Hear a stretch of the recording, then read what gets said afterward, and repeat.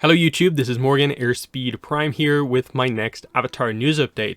And we've got a pretty big one here because we have effectively a whole other trailer with the amount of new footage that we have in what was just revealed today. But also yesterday, after I did my video yesterday, they came out with this, announcing of course that the premiere for Avatar The Last Airbender Netflix will be in LA on Thursday, February 15th. And there are tickets that you can get. So if you go to this link, you can apply for tickets to be on the red carpet. And then I think separately for the screening of the first episode. I think that is the situation. So obviously you need to be relatively local here, be able to get to LA for the 15th, not too far away, 1 week away, because today marks 2 weeks to go until the 22nd and the release of the show. So link to that if you want to check this out below. But what we're talking about here, and we'll be spending some time going through all the screenshots I have here, is this very cool behind the scenes / trailer / interview big video just taking a look at the show. It's nearly 4 minutes long, as you can see here, and there's a lot of stuff here. Characters saying dialogue that we haven't heard say dialogue before, lots of new shots, behind the scenes footage, and basically interview footage of the showrunners and the actors. And I think for me, this is probably right up there. I would actually say that this trailer on its own probably makes me more excited for the show than I think any of the trailers have done, because it's that nice blend of like everything about the show all together. So that's available here on Twitter. It's also up here on YouTube. I'll link these both below if you haven't seen the video yet, but it's definitely worth checking out. It is called Bringing the World to Life. So it's a full-on little kind of documentary almost style thing. Like, you know, if this ever gets released on Blu-ray, I assume this will be a feature kind of on it, something like that. But anyway, we have the title, of course. And then a lot of the early stuff, again, I once again have not included a lot of the footage that we've seen in previous trailers. But we get a really cool shot of what just seems to be a random earthbender soldier punching the ground. It kind of brings up a lot of rock in front of him. And then he does a cool kind of rapid fire kind of like punch motion and kind of sends this kind of hail of stone flying out. Not sure what scene necessarily this is from. I am assuming this probably has to be an Omashu guard defending Omashu based on what we've seen. But we also don't really know what exactly beyond maybe like Omashu, what a lot of the other set pieces are going to be. Especially with where it's set at nighttime and stuff like that. It obviously gives the impression that I think we're leaning towards that it seems like Omashu is going to get attacked. We're going to see more of that, and so we might see the city fall, and maybe this is one of the defenders here. So cool, just getting to see an earthbender that's not Boomy, of course. Then we get, I think, a gorgeous shot of Omashu, even further back than we saw in like the initial trailers. So you can see the big kind of bridge into the place here. And then, you know, what a set piece location for Avatar here. I think it looks fantastic with the delivery system. They've done, it's probably to me the most kind of almost breathtaking kind of shots that we've seen. Omashu just in particular seems incredible, which makes me very interested to see them get to book 2, to see how they tackle doing bossing, say, and the shots that they can do of that, the landmark location that is. If they're doing this good with the kind of second biggest city in the Earth Kingdom, let's see how they do with the first. We do get a shot of Ozai talking. We actually do get to, at this point, see Daniel Day-Kim say some dialogue, and it's quite an interesting bit of dialogue in that, like, I really wonder, like, who's he talking to based on the way he says this? He's kind of like, have I not kind of led our nation to victory style thing? So who's questioning him that he feels that he needs to kind of respond in this way? Who would be so bold as to kind of say something like that would prompt the Fire Lord to respond in that way? It's an interesting one. Might this be flashback? Might this be him responding to Zuko? Potentially, that like Zuko questions something at a war meeting. This is maybe, are they bringing some of that stuff up to set up the backstory? Otherwise, I'm not sure what exactly is going on here. But still, interesting that we did get to see that. Just a quick shot here just to highlight a random firebender character doing some firebending. And the way they show it here is that he's kind of in a kind of ready pose, and then he does a bit of a like kind of that, which we've kind of seen before, highlighting the quickness of generating bending, of course, but still the need for movement, of course. Then we get a nice scene with Jet and Katara here. And they emphasize the whole idea of, you know, like innocent people will die. And he says, well, basically that's expected in a war. So emphasizing that, like, okay, Jet Katara is going to be kind of this kind of harsh reality style moment for Katara. They seem to be playing up the idea that this is maybe her first time fighting separate from the group, and Jet's group maybe not having the same kind of morals, ethics to some degree as the group she's used to. So again, what exactly is happening, like what are they pairing Jet up with in the show is going to be fascinating. I'm assuming that this is probably happening while Aang is having the whole blue spirit sequence with Zuko, but we'll see how it happens. We get a shot of Yukari, who is of course a new character. This is Suki's mother, shouting out, "Where is the Avatar?" So highlighting that at some point during the battle on Kyoshi Island, Aang does go missing or away for a while, and he needs to arrive back on the scene. I think very clearly they're going to have him sneak off, go to the Kyoshi statue, probably make the connection.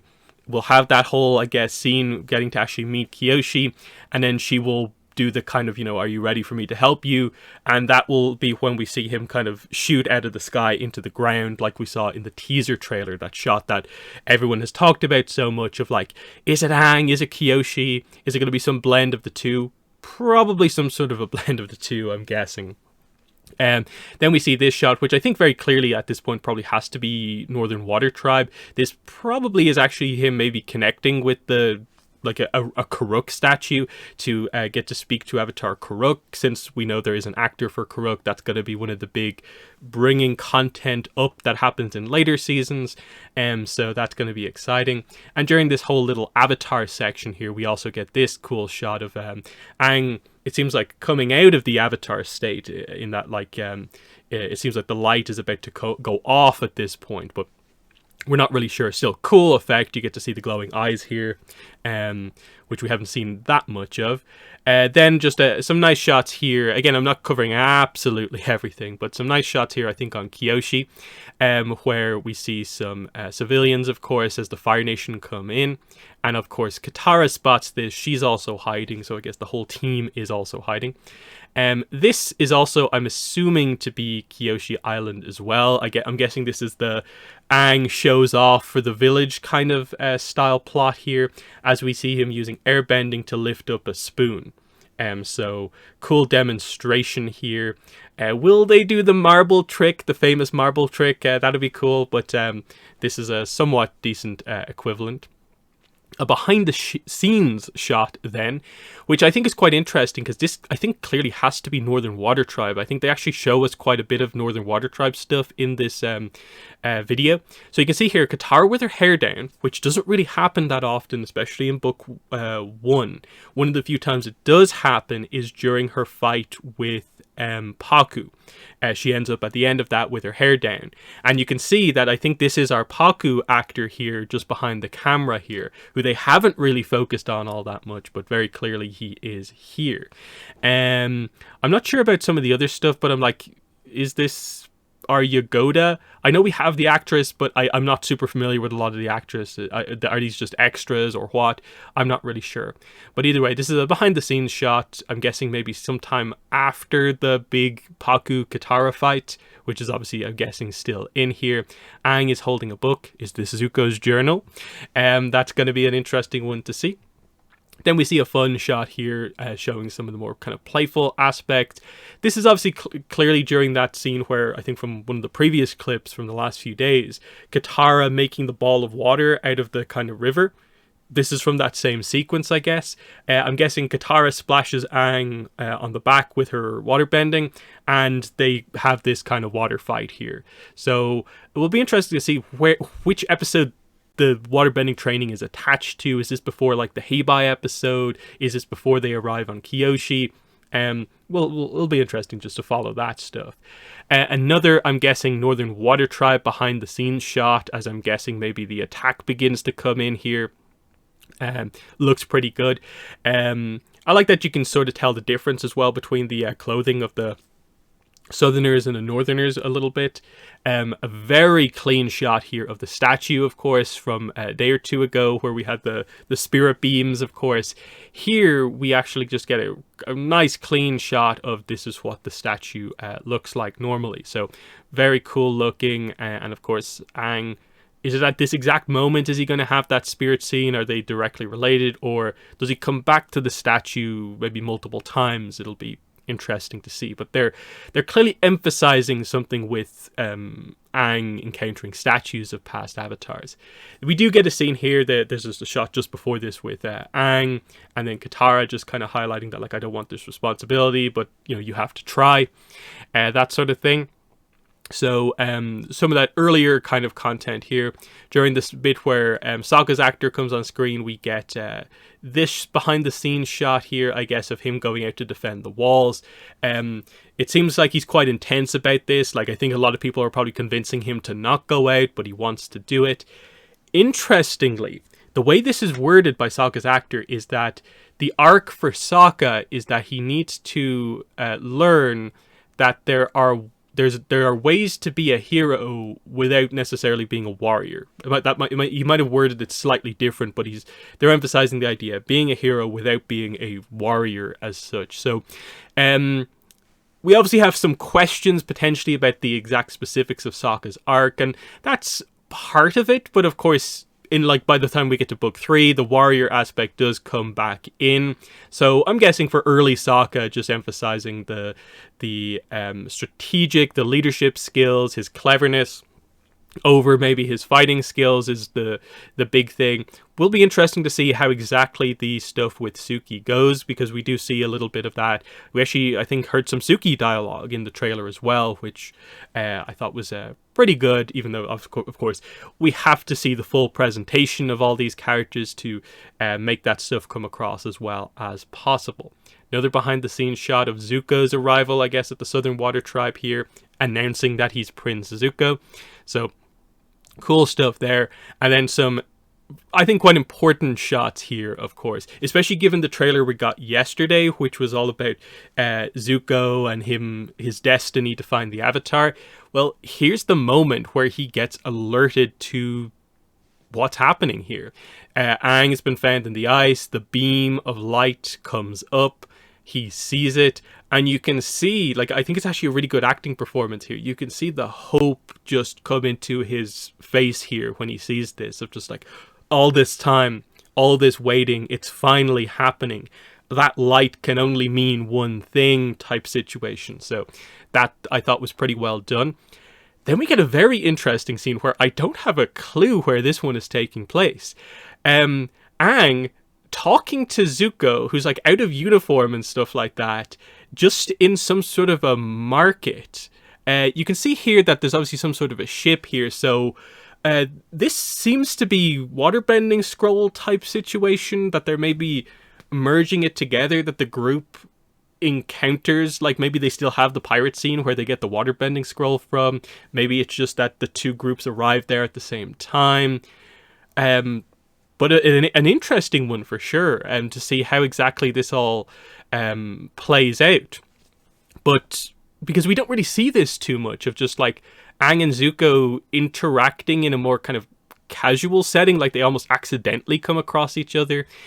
So which episode is this part of, I wonder? Like, is this maybe start of the Blue Spirit kind of sequence that like Aang gets away but gets captured, Zuko kind of is on the hunt from there?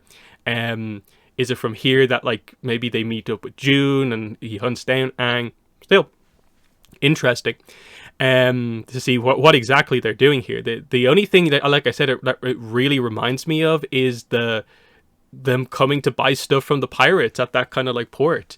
Then they do the kind of Iroh introduction, so we do actually hear our first dialogue from our Iroh actor, and I think it comes across pretty well. It seemed like there was a big anticipation ahead of like, is there going to be any sort of an accent to really get across the wisdom? And he doesn't seem to overly be going for an accent, but it doesn't seem like he's just going for his maybe like normal voice. Like he's they're at least kind of neutralizing it a little bit. So I think it works pretty well. In that we do get this little back and forth scene here. There is this scene as well where I'm like, where's this scene taking place as well? Like again, Zuko and Iroh out of their typical clothes. So what's going on here? Is this in the aftermath of the whole sequence with the Earthbenders, where like that's obviously disturbed their plans a bit? I guess maybe Iroh gets captured, Zuko gets him back, but they're separated from everything for a little bit, and they come to the next town. I'm interested to see how that all goes. But then we get the sequence, which this is Zuko infiltrating the Northern Water Tribe via like Zhao's fleet. We'll see if that's exactly how it's actually happening here. But the idea of, okay, what's your plan? And Zuko's like, I'm perfectly prepared for this. It's my destiny. And Iroh's just like, so no plan. And he's like, I'm working on it. So nice little bit of chemistry between the two there in this scene. I thought that one actually worked quite well. Just showing more footage, not sort of maybe hiding some of the characters as much. This is definitely making it clearer that like, okay, so the chemistry between the different characters, like they kind of not done much with Iroh in a lot of the clips up to now, but it works overall. Nice behind the scenes shot here of the attack on the Southern Air Temple here, obviously. But obviously, like, it's one of those things, the Southern Air Temple, if they do it super accurately, there shouldn't be like as many kind of female air nomads around. There is here. Are they just kind of equalizing that a bit, just taking out that one element that the Eastern and Western ones are more where most of the nuns are? Or, you know, I don't think it matters too much, but still, it's from that sequence.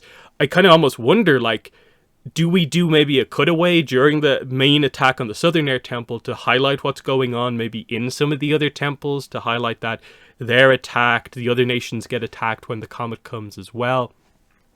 Some more behind the scenes shots, seeing our Gyatso, of course, here. This, I guess, is a look at the volume, the kind of technology, of course, that they were using on this, with a really massive volume set to get the effects across. So it's a cool look at that for sure behind the scenes. Here's a shot at the early stages of, I suppose, the arrival into Omashu. So I think you can see the gang is kind of here in these carts being brought in, and then the cabbage merchants, I think, going to be just behind the doors over here. I'm wondering, like, will they do the full like sequence of him coming in and his cabbages being thrown overboard? But we have to wait and see. Also Omashu, then we get, this is a slightly clearer look at Aang and Teo flying from the top of Omashu down through the system here. It kind of makes me wonder, like, are we getting a male sequence in Omashu?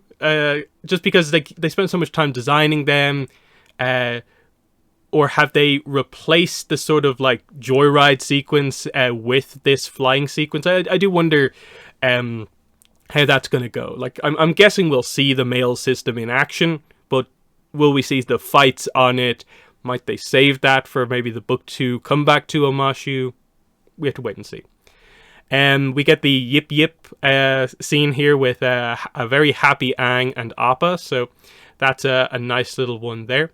Behind the scenes shot showing the Mechanist, of course, which again will also be in Omashu. So Sokka's in here, and I guess the Katara is also going to get to be talking at some point to the Mechanist also. We also do get to see Sokka is going to get to use a Kyoshi Warrior fan at some point. That wasn't, I think, super clear from the other trailers. You could see he's wearing some sort of armor, different armor here, but I don't think we had seen him with the fan before. So that's a nice moment.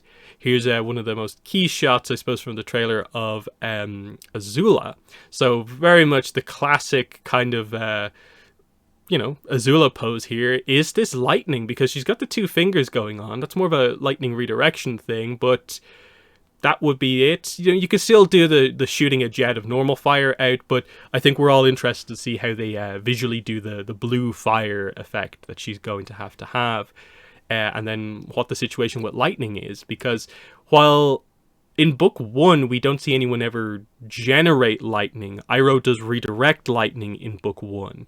So, but we're not overly maybe sure if the full sequence of the storm is going to be here, so is there the opportunity? But now that Azula's been brought up, it opens a character to generate lightning on screen. Will be interesting. Similarly, we have a fight scene between Katara and Zuko. You can see the Water Tribe symbol in the background here on the set.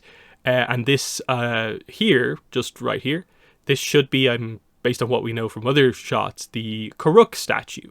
So it makes me wonder if, like, if is it just a Karuk statue and maybe there's a more significant one somewhere else in the tribe, or does Aang actually have a connection to Karuk, like here, but then he's just gone somewhere else? Because of course the whole situation here is that it's Katara defending Aang's like body while he's in the spirit world, basically.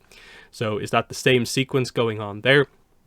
Nice shot here of Agna Kel-Az. So this will be the Northern Water Tribe capital. You can see the moon there in the background, which is obviously going to be quite significant for the finale.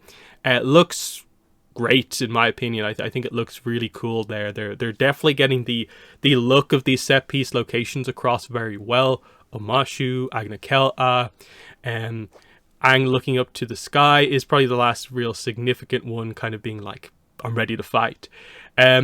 So yeah, that's the trailer there. Like I said earlier, this is the one that just makes me feel the most like, do you know what? I think this video was the one that kind of made me the most kind of positive about the show, because even after the main trailer, I kind of felt like it was a little bit shorter than I expected it to be. I don't think they showed as many new shots or parts of the show as they maybe needed to. I like that there was quite a lot of variety in this. We got some new dialogue, a lot of new shots, the mix of behind the scenes stuff. For some people who might have a bit of a negative view on maybe what the showrunners have said based on interviews, I think they came across pretty well and said the right things in this interview. And then the actors got their little moments to shine and introduce their characters as well. It does feel like if you're trying to introduce someone to the show, you show them the teaser trailer, the actual trailer, and then I think this video. It's like those three, I think, should be the main beats of the kind of marketing kind of thing. So again, I wonder at this point, like 2 weeks to go, how much more are they going to show? Because I was almost waiting for something like this. How much more do they have to tease? Like, I highlighted earlier that we haven't really been introduced to. They haven't talked too much about Northern Water Tribe stuff. So while they've put out the cast, we haven't really got a super great look at Pakku. This is probably the best of it, really. So there's characters like that and other minor characters that they obviously do have to introduce to us. But I'm wondering how much more they will actually do. There's obviously room for, I think, other clips. I wouldn't be surprised if as we get closer to release, maybe they show off like a full 2 or 3 minute scene or something like that, just to really push things over the edge, because that's probably the one thing we're maybe missing at this point, is just a slightly more extended full scene that shows off like visually how it is second to second, a dynamic back and forth, how they cut between scenes, just the whole process of this show overall together, not just in clip form overall. But I think definitely some nice stuff. Maybe not as much to maybe super heavily analyze as maybe the Kyoshi statue stuff that we saw, or even maybe some of the background stuff with Zuko from before. But in terms of just pure excitement, it's like, yeah, there's the nice shots in this trailer, including lovely look at Omashu here. So in the comments, let me know what your thoughts were on all of this. Once again, a reminder about this: if you do happen to be in or around LA, you can apply for tickets for the February 15th screening premiere of the first episode, so keep an eye out for that. Link is below. But the main thing, of course, is your thoughts on this new nearly 4-minute video here that showed us quite a bit. So where are you at now with 2 weeks to go until this show actually drops. But yeah, that's been the video. Thanks for watching, and bye.